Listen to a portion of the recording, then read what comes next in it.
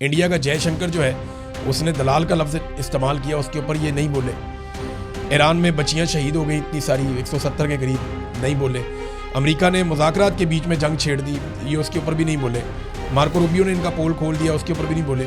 लेकिन जैसे ही इमरान खान के बेटे ने कहा जनाब कि ये पाकिस्तान में इंसानी हकूक़ की खिलाफ वर्जियाँ हो रही हैं, दुनिया उसका नोटिस ले, तो इन्होंने जनाब मुंह से झाग निकालते हुए रस्से तोड़ा के इनके वज़रा जनाब अस्करी किस्म के वज़रा वो आके बैठ गए प्रेस कॉन्फ्रेंस करने के लिए।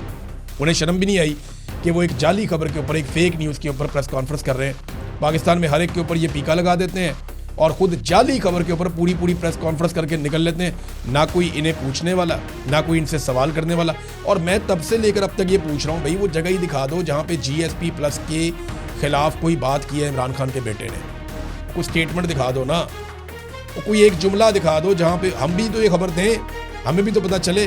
अब पाकिस्तान के मीडिया के अंदर ये खबरें दे रहे हैं। चले मैं एक चैलेंज करता हूँ, ये जियो न्यूज़, एयरवाई न्यूज़, ये लोग चला रहे हैं ना, एयरवाई चला रहे हैं, तो ये यहाँ पे जो बरतानिया में इनके नुमाइंदगान हैं उन्हें एक बीपर दे दें इसके ऊपर। जो बरतानिया में इनके नुमाइंदे मौजूद हैं या यूरोप में इनके नुमाइंदे मौजूद हैं, उन्हें कहें जी इसके ऊपर एक बीपर दे दें। फिर देखें आप तमाशा कैसा लगता है, यहाँ पे केस हो जाएगा 1 मिनट के अंदर। तो पाकिस्तान में खबर दे के बच जाते हैं ये, क्योंकि वहाँ पे कानून लॉन्डी बना हुआ है एस्टेब्लिशमेंट के घर की। लेकिन यहाँ पे नहीं बच सकेंगे, यहाँ पे कानून का सामना करना पड़ेगा। यहाँ झूठ बोलोगे तो माफ़ी मांगनी पड़ेगी बाद में, या फिर जेल जाना पड़ेगा, या फिर आपको अपना माली नुकसान बर्दाश्त करना पड़ेगा। इसके अलावा तो कोई और रास्ता है नहीं।